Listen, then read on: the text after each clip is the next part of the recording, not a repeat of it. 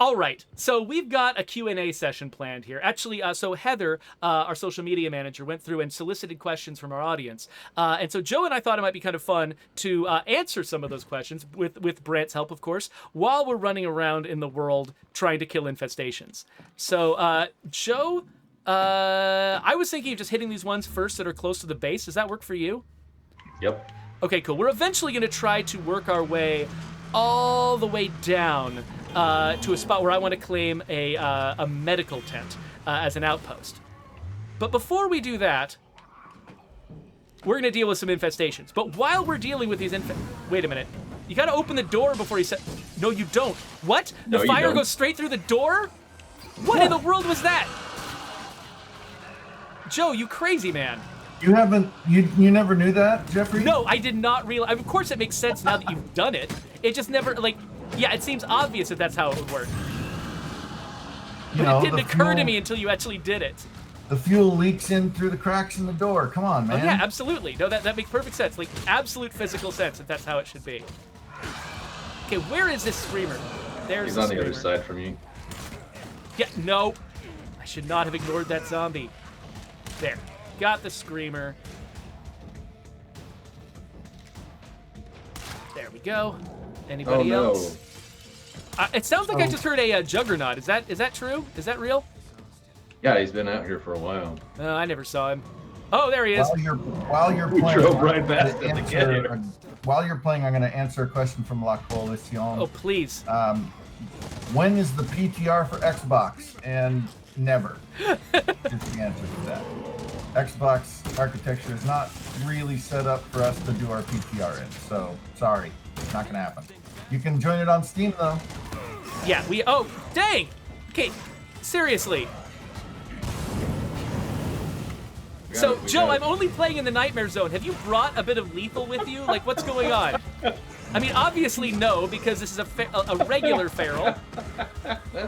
I'm seriously gonna lose a character right now. What is going on? All right. Don't run away from me, Geoffrey. No. I have to! I have to run away from you!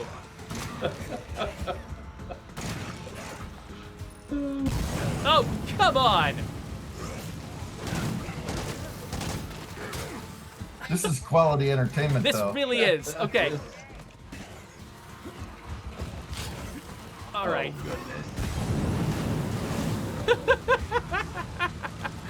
Okay, I'm all out of health. I'm out of everything. Dude, I think we have to go home. That's fine. It's like, you could walk there. Yeah, I guess I could. I mean, we've got a haven device. And it's literally right across the road. So I was sitting here thinking, oh yeah, this is just infestations. It's not like it's plague hearts or something. I'm feeling maybe I should run over and start my machine and jump in. Yeah. Because that would help. Okay, you just didn't get in the car, so are you fine? That's fine. I'm fine. Are you okay? All right, I'm Yeah. just gonna park over here. I actually meant to switch characters before we played anyway, so it's fine. Let me just... Here's a good question from Brian Menard. Yes. Will the PTR update in May for Forever Communities still also contain the infestation update? As I understand it, I don't think we're taking anything out of the PTR, though you might know better than I Correct. do, you guys. No, we will not. We will not be taking the infestations out. So the PTR will be the first place where you get to see the infestations interacting with Forever Communities. But that said, we're not adding anything new to infestations for the foreseeable future on the PTR. We're still working on some things. Yeah. Okay, cool. As far as I probably can go. So now that I'm not being eaten by 1,000 ferals, let me actually quote one of the questions that we actually got from our original exploration. So Keith Refusal of the Call asked us, why isn't the zombie pandemic explained in the game? How do the zombies act like a hive mind? Is it a parasite, a bacteria, a virus? How did it take over Washington State and presumably the rest of the world? Does anyone at the lab know the answers to these things? Oh. Go for it, Joe. Okay, the answer is yes. Pretty much everyone who's read the documents at the lab knows the answer. The reason that we will never tell you though, is because it's not really an important central tenet, right? Of the fiction that we have, right? Like the zombie apocalypse is the backdrop, it's not the center. Yeah, because when you're telling sort of a disaster story like this about some horrible thing destroying the world, a lot of the time what you're if you know where it came from, you kind of get the sense that the story should be about solving it. The story should be about like, oh, we know what this came from, and so therefore our goal is to find a cure. And that's not the story we want to tell. We don't want to tell the story of finding the cure. We want to tell the story of surviving the aftermath. And so that has a very different set of implications. So, okay, I think there is a screamer on the far corner. Well, and also, once you put the science to it, then people can start picking apart your science, right? Like the if it was a virus, then there'd be ways to cure it. If it's a if it's a bacterium, parasite, that means something else. And yeah. Exactly. So and if we had any like magical technology or magical weird bio stuff that we imagine might happen, as soon as the people who actually know how that kind of stuff works, people who know how genetics work, people who know how pathogens work, would immediately be kicked out of the story as soon as we start telling them what we think is going on. Exactly. We didn't want to defend something that doesn't exist anyways. So and like Joe said, it's not the point of the game. Yeah, So, exactly. And Look at our car. if you think about like zombie movies and all of that stuff, like the best zombie movies never really explain themselves, right? Like they're just like zombies happened. Yeah, they Like, give you enough to let you know the mechanics of the world. It's like 28 days later, they talk about the rage virus, and they talk about how it's something that just amplifies rage in the human mind. And that tells you something, that implies something about how you should expect those zombies to behave. That's one of the reasons why they're fast, resilient zombies. They're not dead bodies, they're people infected with rage. And so that they give you just enough to let you sort of anticipate how it should work, without telling you stuff that makes you doubt the story. It sort of throws you out of the story. Two things. Plague Bag said it's not midichlorian count, and that'll get you a ban. And then Adam Survives actually came up with the closest answer. Dantron Industries released it. So it is actually kind of funny because we put all those like at the airplane, we put all those like little Dantron things. I've noticed people like La Coalición, for instance, put together a video of all of the different comments people can make when they encounter the Dantron discovery that I believe Jeff Tuffley set up. And a lot of them kind of do, because we put so much effort into that Easter egg, it's easy for them to assume that means it must be integral into into the story of the zombie plague, and it must have come from Dantron. And we're not really trying to imply that, though. If you want to make that guess, go ahead. The thing is, whenever we don't answer a question explicitly, there's nothing wrong with you making up your favorite answer. And actually, the fact that we're not filling in the blanks means that it's an opportunity for you to come up with a solution that you think that makes the most sense to you, that you find most compelling. And we're not going to tell you you're wrong, because we have no interest in doing that. So go for it. Think whatever you want. Geoffrey, am I in the? I didn't mean to get in the driver's seat. Oh no, that's no problem. And I often think back to something you said early on and right after launch, Geoffrey, was that like State of Decay 2 and really State of Decay in general was always about writing your own story. And State of Decay, like, we don't know whether or not Marcus or Maya or Ed or any of those folks survived in any one individual's game. And we didn't want to tear that away from them, because if in their game, those characters had died, then that's not necessarily continuing their story. And I think that's a big part of, we end up in general. Yeah, we end up with just wanting to tell a very broad story where we're not getting into the details of lots of historical figures in their lives and exactly what they did or did not do. We're usually trying to tell a broader story about, we're creating a vibe, we're creating a world, and then letting you sort of tell your own story within it. Which means we don't want to make it all about the stuff that we wrote. We want it to be mostly about the stuff that you created. So while we're on the way to this next infestation, next question on my list is from Story of the YR2. They asked, what was the most difficult part of going from a smaller, simpler game in State of Decay to a much bigger and more diverse game in State of Decay 2?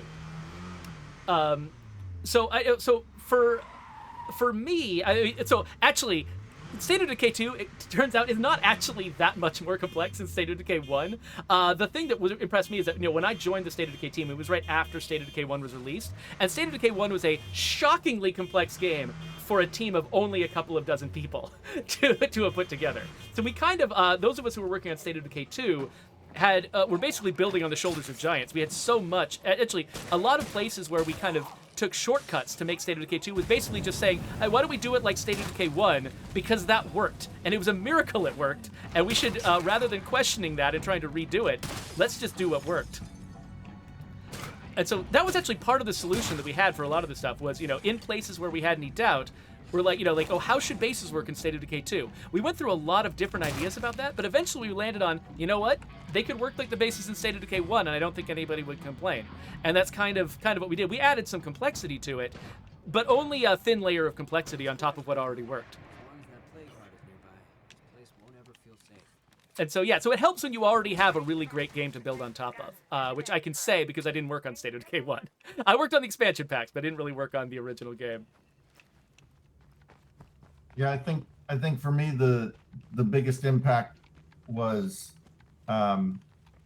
learning to accept and appreciate the different ideas that a lot of, like, we went from 22 to 50 or more in SOD2, and learning to appreciate and let go of some of the control that you had in one, because we literally, wore a dozen hats each in SOD1. Yeah, and each of those hats that you wore was an entire hat. It's like there was one person in charge of the map layouts, and there was one person in charge of implementing combat or implementing inventory or something. But when you go bigger, like State of Decay 2, you have multiple people involved in almost every part of the game. And you have to, and that's a whole different approach to game development. You have to. Well, and then we had to embrace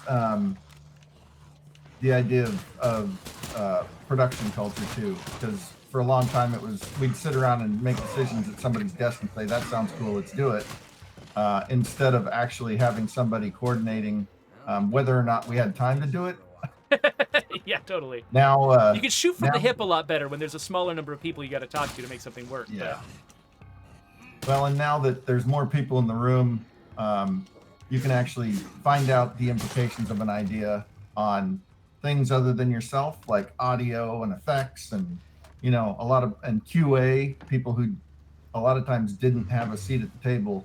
One of the best things we've done in our development process is include everyone who will be affected now, instead of just, like you said, shooting from the hip and making decisions that will affect other people.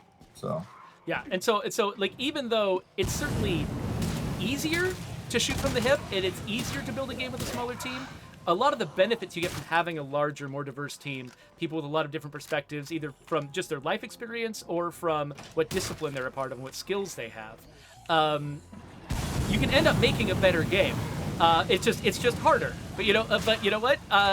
Something being harder doesn't mean it's not worthwhile. And a lot of the time, even though it's difficult to go from the smaller team to a larger team and learn how to integrate so many different perspectives and needs into your process, ultimately the game that you can make from that kind of process can be a lot better because of it. Let's see, we've got some questions I'm trying to keep up with. From Plague Bag, what part that you had a direct hand in are you most proud of to have contributed to SOD2? Oh, I need to Joe. Scooch over. The thing I'm not proud of is the fact that I lost the argument over whether characters should automatically switch into the driver's seat of the car. No. Most proud of. Okay, sorry. Let's see. I suppose it has to be public-facing stuff at this point, doesn't it? I think so. There have been a lot of things that I've contributed to the game. mostly through expertise. So the thing, in terms of like my direct hand, however, it has to be the Shots in the Dark achievement. I got to tell a story that, left a little to the imagination, but it helped return to some of the original plans as well for Heartland. There was supposed to be a squad that got killed. It was supposed to be Captain Logan's group, and to finally put that in a place where players could access it and interact with it, and then also finish the achievement was super awesome. Although I think my favorite thing overall was Geoffrey and I, about, was it 3.5 years ago now, started working on a prototype for Legacy Recruits. Oh, right. I was about to say that, like, it's something you should be proud of is your advocacy for Legacy Recruits, even though it took us forever to actually act on it. The fact that you were pushing for it so long. But the Forever Communities update is way more than I ever would have thought we would have been able to pull off, and I'm glad that we did postpone it that long, because I think it's miles above whatever that little prototype was. And so, yeah, Forever Communities. I think that for me, I often talk about the fact that the name generator is probably my favorite thing that I've ever worked on my entire career. It feels like a pretty small part of the game, but for me, it's just people are still having fun discovering nickname and name and trait combinations that sort of send them down a rabbit hole of trying to figure out what a character's life history is that led to them having a particular nickname. And so, like, I put so much sort of probably an unnecessary, ridiculous amount of effort into figuring out how to make that name generator work. And so the fact that I overdid it ended up sort of having some good results, and it makes me feel happy that basically this thing that I put kind of a stupid, absurd, unnecessary amount of effort into has still resulted in people even today having enjoying that feature, including me. That's actually the fun part, is the fact that I entered a ton of nicknames into the game, and then I forgot most of them, and so I actually get to discover them like a new player myself when I play through the game, because I have no memory of anything. All right, did we want to do this one where is right this way, play or do we want card? to do this cheese way? I don't even see Right the play over here. card. I've got the flashlight on it. Oh, you're over there. Oh, So my answer to that question is, the thing I'm most proud of is I co-created the game and then haven't had to work a day in my life since. I've just been skating by on it. All right, so Joe and I want to show off something. This is a glitch that players have uncovered that it is on our list, so don't get used to it. We're probably going to fix it at some point. But Joe has got some zombait in his inventory. He's going to throw the zombait at this plague heart, and then after the zombait is on the plague heart, every shot we take at this plague heart is going to be magnified. It's going to be repeated multiple times, and the plague heart is practically going to kill itself. It's going to be great. Go for it, Joe. Okay, so usually on Nightmare, this would take about 40 to 50 bullets out of this gun. I'm using the Masterwork Assault Rifle that you can get from the Trumbull Valley. Like the improvised weapon station or whatever? Improvised weapon station. And so here we go. Apparently, it increases the impact rating. I wonder if it would do the same for others, but there we go. Zombait 1. And you can see there's multiple hits for each of those shots that he's doing, and the plague heart is 7 just shots. gone. And probably, honestly, you probably could have done 2, and it probably would have worked. It just takes time. Oh, except it doesn't make the ferals go away. What the heck? It's got me in a corner. Nobody puts Dale in a corner. No. All right, well, okay, the game got revenge on us for the fact that we're glitching through plague hearts. But Anyway. the good news is we got your meds outpost ready. Okay, yeah, that's true. So wait, is this the spot that's got the meds, or it's up here? That's where I want to grab the meds, right? Yeah, right there. Okay, so let's head over. I'm gonna grab this meds outpost. I'm going to address some of the questions that have been coming up. Lots of questions about whether we're going to add a new map to SOD2. I say no. Moving on. Let's see. So I've got another one on my list. Okay. So Jazzy Noop, prior to the stream, asked us, I know the engine switch was a bear to decide to do. Jazzy Noop is referring to the fact that we switched to using the Unreal Engine about halfway through development on State of Decay 2. They're saying, what was the mood like when that decision was made? I know there were looks like, okay, we've got work to do. Yeah, so the time that the engine switch hit was we were right about to start prototyping the sort of the core loop of the game, like what it's like to need a resource, leave your base to go get the resource, bring the resource back, and resolve your problems. Because that is sort of the pattern that you follow when you're playing State of Decay 2. It's like you figure out you need something, you go out into the world and you get it, then you come back home and sort of refresh yourself. And so we were just about to start testing that out when we switched engines, which basically knocks you back to zero. You have to rebuild every feature that you've got up to that point, include just the basic idea of like having a map, having a character, having a base. You got to kind of, pick all that stuff up from scratch. And so it really it put us into a situation where that core gameplay loop of, whether it was fun to go out into the world, do stuff, and then bring stuff back home and enhance your base, we didn't have that working until very close to release. And so really sort of the emotional experience of switching engines was less about the moment of switching engines and more about just creating this overall sense of uncertainty about whether the game was going to even work. Because a lot of the folks, on the State of Decay 2 team were veterans who know how uncertain that sort of thing is, how you have to prove stuff out and prototype stuff out really quickly in order to have any confidence that your game's going to be fun. And that has a huge impact on sort of the way that you plan out your schedule. You want to plan out first the risky things, the things that you need to see in gameplay before you can believe in them. Do those first and then fill in the blanks around them. But we couldn't do that. That core loop experience happened very, very late in development because we were just building up from scratch. And so, so the emotional experience was mostly about uncertainty. It was about just not being sure that anything we were doing was going to work until it came together. Miraculously, it did. And it came together well enough that we were able to garner an audience and keep, supporting this game for 4 years. But even now, it's like we're just now implementing the version of the legacy pool that we should have from the beginning. We're only now implementing the version of infestations and hordes and sieges that we should have had from the beginning, because everything, a lot of the stuff that you got in State of Decay 2 was kind of the first draft. And I think it kind of works and it kind of hung together, and we were very lucky that way. But man, are we going to have a better version of it, having actually spent the time, with the gameplay already working and with us in a position to work on it. So yeah, that's my answer. It's important to note that the switch to Unreal was actually our second engine switch during the production of State of Decay 2. That's true.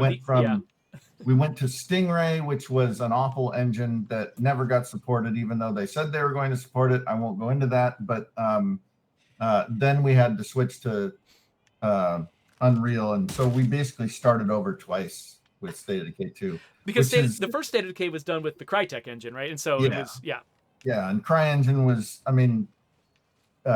CryEngine basically got bought by Amazon, and we weren't going to use, it took them years to develop what they wanted to on that. We weren't going to use that. But every time you switch engines, you can't just copy code over. So we were starting from scratch. So that's one of the reasons why SOD2 was somewhat light on content at the beginning as well, because we lost like almost a year of development in those two engine switches. So zombies coming. We've caught up. So Joe, were you up there surveying and seeing if you could find the nearby plague heart? Yeah. All right, cool. So you know where we're headed now?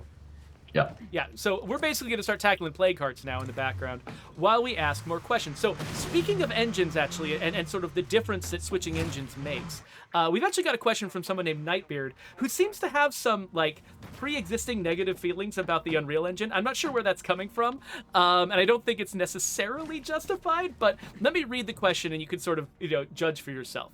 So the question says, in the melee combat in State of Decay 2 has a good sense of impact. The animations are pretty good. Was it hard to make those in Unreal? Which kind of implies that Unreal games don't have fun melee combat. I'm not sure what the deal is there. But the thing is, I don't think it really has much to do with the engine we were talking about this a little bit before the stream, Brant, and you were saying that that it actually has a lot more to do with how you staff your team and like what you spend time on and what you don't. I don't know if you want to talk a little bit more about that. Like, I mean, it's all about allocating memory resources, deciding where you want to spend your GPU time, right? And for us, Melee is such a huge part of it and we had some really good people working on it that Melee worked out for us. One thing I will say about Unreal that it wasn't prepared for us is we had to essentially write our own streaming code. And by streaming code, you mean like streaming off the hard drive all the different parts. If you're driving at top speed through the level, the entire level isn't loaded at once. You got to stream in each chunk of the level as you're going, and that's something that Unreal is built primarily for like corridor shooters and things like that have very locked down level content. Yep. And we were trying to make a big open world, overland, drive any direction you want type of game, which is just, that's not a thing that it does naturally, which is fine. Each engine is built for a certain scenario initially. And these days, like a lot of the bigger engines like Unreal and Unity are doing their best to try to support as huge a variety of games as they can. But you got to start somewhere. And Unreal was not necessarily prepared for something huge like this at the time that we got it. Yeah, and they get better at it every rev. Every rev they get better at supporting all kinds of gameplay. I mean, originally the Unreal Engine should have been called the Gears of War engine, right? Yeah. Because that's what it was. And a decent tool set. Wasn't it called Unreal Engine because of wasn't there like Unreal Arena or something like that? Well, there was an original game called Unreal.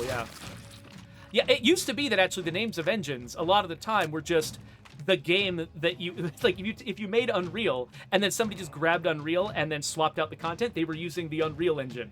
And so a lot of engines were just named after the game that you were just starting with as your starting point. JGL Lives asks, has the team ever considered building your own engine? No, because building let's face it, the best engine in the industry is Rockstar's, right? But they've had 15 years and thousands of programmers working on it, and literally billions of dollars to drop into it.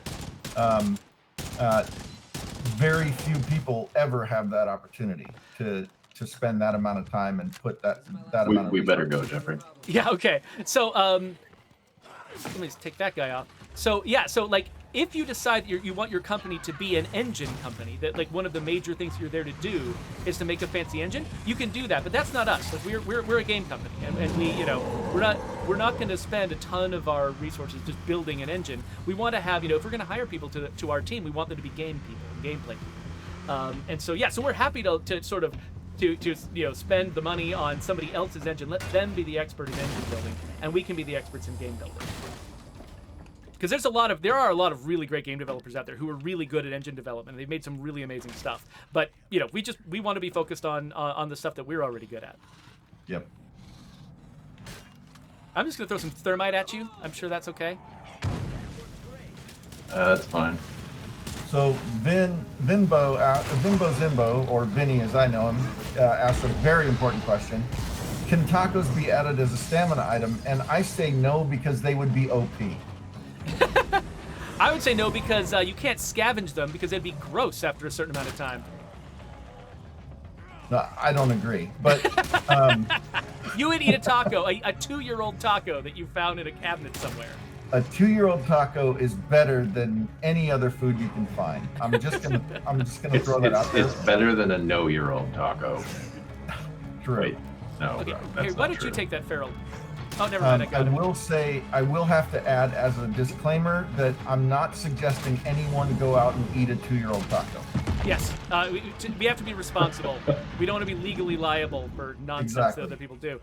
So Nightbeard's question actually had a second half to it. It's not just about the melee stuff. They also said, how come so many third-person games in Unreal don't have decent jumping mechanics? Just weird hops that don't do much. Since we got no zombies around, let me show what he's talking about. He's talking about weird hops that don't do much, like this one. So there are lots of games that have weird hops that don't do much, but that actually doesn't have anything to do with the Unreal Engine. That's a genre thing. Like, so if we were making a Mario game, for example, or a platformer that's all about managing your jumps and like, trying to land on platforms and stuff like that, we would have spent the time, like, Brant was talking about what you spent your time and effort on. We would have spent our time and effort on making really awesome, elaborate jumping mechanics. And there's a lot of games, even in this genre, that have it. Like Dying Light 2 is all about being able to jump across things and jump over things and climb up things and stuff like that. And they do a really great job of that. But that's not what our focus is. And so we just, honestly, early on in State of Decay 2's development, we were considering not having a jump at all. Because if you think about what do you use the jump for? You use the jump in our game mostly to initiate climbing over walls. That's the main thing it's for. And you could do that without a jump. You could just go and interact with a wall, climb up it, and you would got everything you need out of the jump. It's very rare that you actually run into a situation where literally jumping is the answer to the question. And we've got a lot of stuff on our buttons. Like we're trying to cram so many features on these buttons. It actually gets really, really uncomfortable sometimes how difficult it is to add new features to our game because we've already filled out the controller. So releasing something from the controller, taking away the jump, could actually have given us a lot of good stuff to work with. We could have put sprint, for instance, on the A button. And that would have given us some opportunities, And so the fact that we have a jump at all was entirely because players have just gotten really used to having jumps on their characters. A lot of players report feeling weird if their character can't jump. Like if they're... Oh, by the way, I'm just relying entirely on Joe to be dealing with this stuff right now. But like we tested out our game without a jump. We tested out State of Decay 2 without a jump. And a lot of the feedback we got from our internal playtesters was just, I feel weird if my character is bound to the ground. I feel like if I can't do this, then my character is stapled to the ground and it feels deeply uncomfortable. And so that's why there is even a jump at all in our game. But because, we weren't planning on the jump being like the solution to a lot of problems. We're not trying to make Dying Light 2. We didn't make the jump this big, bouncy, Mario-like, unrealistic thing. We made it just like a hop in real life, which you'll notice it in your life. In your actual life, like at home, there aren't a lot of problems that you solve by jumping. Right now, and so we made it like that. It's just it's there because you can do it and it feels good to be able to do it. It's just not important to the game, and I think that's true of a lot of the games that get made with the Unreal Engine. A lot of them are in genres like ours where it doesn't matter. But there are plenty of games in Unreal that do take advantage of jumps. I mean, Mirror's Edge was an Unreal game, and it was the inspiration for a lot of first-person parkour games like Dying Light. They exist because Mirror's Edge existed, and that was an Unreal game. Ghost Runner is an Unreal game. Oh, thank you, Jawa, for solving all my problems for me. Ghost Runner is an Unreal game, and that's all about, jumping from place to place. Solar Ash and the Gunk and the Pathless, those are all like platformy, some of them really innovative, weird platformy games that were built in Unreal and have really elaborate and funky jump mechanics. And there's even a game coming out, I think this year, called Cow the Kangaroo. KAO. It's not out yet. I don't know if its jumping mechanics are fun, but the trailer looks like it's got hops because it's a kangaroo game. So there's plenty of kangaroo game. There's plenty of games out there that do jumps in Unreal. Like there's nothing about the Unreal Engine that means that you can't do jumps. It really just depends on what kinds of games you like to play and what you seek out. So here's a good question that I don't know the answer to. I have some suspicions, but will SOD2 be playable on Steam Deck? And I think that's a business decision, right? I think it's already playable on Steam Is Deck it? from what I've seen on Twitter. So the answer is a big resounding yes. I hope so. The Steam Deck, I mean, I don't think you have to typically do specific stuff to make a game work on Steam Deck, because I think Steam Deck is designed to try to make it so that any PC game theoretically can work on it. Now, because you're relying on like touchpads and sort of a different control scheme, it's possible, I think, for a lot of PC games to have an uncomfortable experience on the Steam Deck. And so I'm not dead certain how easy the transition is if you feel like you might have to do, like remapping of some kind or whatever to make it work for you. And I haven't explored the question of just resources, like how well the game runs on the Steam Deck. Maybe Joe, do you know more about that than I do? No, I didn't. I did not get one of the Steam Decks. However, it seems like it's okay. We've got people who are tweeting. So thank you, Heather, for making those visible for us. But we've got people who are tweeting about like taking lunch with the Steam Deck, and just all around having a good time. So I mean, Awesome. Okay, so clearly somebody's able to do it. That's great. yeah. I don't have a Steam Deck, or else I'd be able to answer that question. Yeah, I'm debating because so many of the games that I love to play on my Switch started their lives or actually on my iPad, started their lives as PC games, and then eventually came to those platforms. And so, like, right now, I've got all the games that I want to play on those platforms, and so I'm not hugely motivated to go get a Steam Deck. But I think in another generation, if the Steam Deck is really successful, I can imagine a lot of my favorite indie games that come out in the next couple of years basically relying on the Steam Deck to be, how they work as a mobile game. And so I could totally see myself like wanting or needing a Steam Deck once we see another generation of those indie games coming out. Okay, we've got a question from Andra Telsey. I can't pronounce that name. Would you consider a mobile RV type of base? And sadly, no, because our bases are extremely crafted. Like, a lot of work goes into making them function, and allowing you to just park it wherever would mess with our systems ridiculously. So yeah, that would be really hard. We certainly thought about it, and the ultimate fantasy would be to be able to pick any place on our map and choose it as your base. But we had to give up on that a long time ago based on how we architected our bases and their functionality. So yeah, I know it's not the answer you wanted to hear, but we're sort of limited by the way we made the game in that. Again, switching to my loud weapon. Hopefully that's not going to get us into any trouble. Oh no, it never does. So, Faceless Dead 137 wants to know who on the dev team was the first to close combat solo a Juggernaut. So it's hard to be sure who did anything first. Oh hey, I got a bounty, sweet. Oh gosh, I'm gonna die. No, you're not. Where are you at? I'm over here with this feral friend. Oh, you got him. Cool, thank you, appreciate it. So yeah, it's hard to know. I mean, very likely it was somebody from QA. I think because they're the folks who try all the weird stuff that we later find out doesn't work right half the time, and so that's probably something that one of them probably tried out first. Though, Brant, you had a guess that it could actually have been the animator who was working on that system. Yeah, I mean it's between the animator, Ian, or the combat designer who put that functionality in. Oh, that's true. I can say with confidence that the first person to see it in its form today is the animator, because I was standing over his shoulder when he did it. Okay, there you go. So let's formally give credit to Ian Yannicka, and then we'll issue a correction later on if somebody on the team says all right, that it was somebody else. And then let's see here.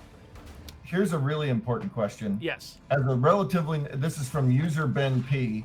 As a relatively new player, my burning question is why everyone is left-handed when it comes to melee.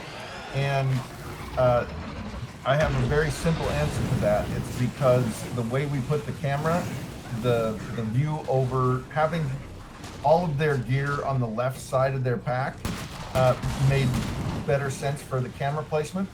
And then that sort of required everybody to swing their melee weapons left-handed. Yeah, so, that makes a lot of because you want to grab your melee weapon on the same side that your arm is on. Yeah. And we did just sort of have to choose one, right? Because like having all of our animations be reversible, including all of the animations that are done in tandem with a zombie, would have been kind of ridiculous. It would have been a lot of work. Well, and we our biggest point of pain for memory at this point is adding new animations, because you have to refactor all of them every time you make changes like that. And so it was a decision that we made because we had to, not because aesthetically we find left-handed melee more pleasing, right? Yeah, totally. So there was one. The lore could be on. that only zombies are right-handed, so yeah, if you're left-handed, immunity to the zombie plague comes from being left-handed. Totally, that makes sense. Yeah. There's one that I wanted to answer that was early on, and I don't know if we tossed it out there, but somebody asked if we would ever get an opportunity to, in SOD 2, to have alternate ways of getting prestige. And since we're kind of talking about the future, I'll just say, if I have my druthers, yes.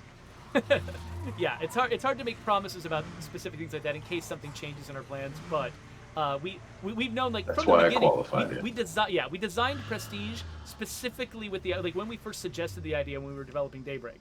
We specifically thought, oh, this is a very useful thing to add to the game because we could use it for other things later, and then we never did. But we did design it with that in mind as a possibility, and so it's not crazy to guess that we might still use it that way sometime in the future. So, And yeah, go ahead. I was going to just reply to Abra's comment that she guesses she would end up a zombie. Abra, I play with you every week. You save my butt every week. You're fine. You're gonna be just fine. So we did get a question early on from Artemisian86, who wants to know, what does the team consider to be the best features or updates they've added to the game since launch? Mine, talking for Artemisian, are Plague Territory, and they're looking forward to the upcoming Infestations and Forever Communities updates. So for me, Artemisian actually kind of nailed it on the head for my favorite stuff. Like, I'm just so amazed by the fact that we get this opportunity to look at systems of the game that already exist and go through and revise them and do new versions of them. That, based on the way we've seen players playing and the way that we've been playing the game ourselves for the past 4 years. Like, getting to go back and say, okay, now that I know what this is like, here's how this system should really work. It's such an unmissable opportunity, such an unbelievable thing to get to do. That has to be my favorite thing. And so it's a lot of the stuff we're doing right now or that we've just recently done that I'm into. Joe, what was some of your favorite stuff that we've done? So probably the first thing that I really liked was update 7, way back when. That was when we added Dread and Nightmare. We called it the Choose Your Own Apocalypse update. And it basically sort of like paved the way for other things. Now we had quite a few people who complained that the game was too hard. And we often had like data proving that out, and we formed a team. I think we literally called them the Green Team, and they developed a Green Zone. And as part of our Green Zone changes, since we already had 3 difficulty levels, they added the difficulty sliders. So between the difficulty sliders and the update 7, that eventually leads to lethal. But without those, I don't think we ever get the way that I really like to play the game into the game. So yeah, like, I know I've got a community that plays this Dread Green across the 3 difficulty levels. So like the combat is Dread, but then all the resource related stuff and community management stuff is green, which means I get, for instance, zillions of plague samples every time I we fire off a plague card. Which is great, and that's something that, like, customizing that experience for myself was something we couldn't have done before the difficulty sliders came in. So yeah, that's a good one. My answer to that question is primarily the quality of life updates, like, allowing people to change outfits, and then most of all for me, the massive update Dan Mode did to our cars, like the handling, the driving. Everything he did about the car update is one of my favorite things that's ever happened to State of Decay 2. Like, for instance, this beautiful moment of vehicle physics that we just saw. Well, I mean, yeah, we added real world physics to all of our car interactions. Yeah, nothing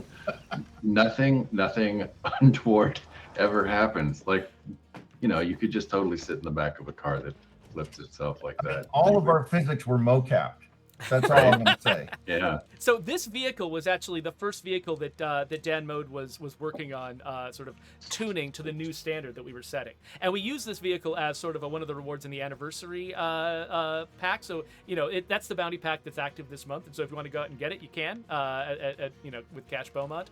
But yeah, he started with this car, and then he worked his way through all of the vehicles. And I remember one of my favorite sort of test-related moments was trying out Dan's changes. I recorded myself driving through and trying to do all of the tricks I wanted to do with the vehicle using the new tuning that Dan had and then giving him feedback. And it was one of the most fun times I ever had evaluating a feature internally before it went live. It was really, really fun.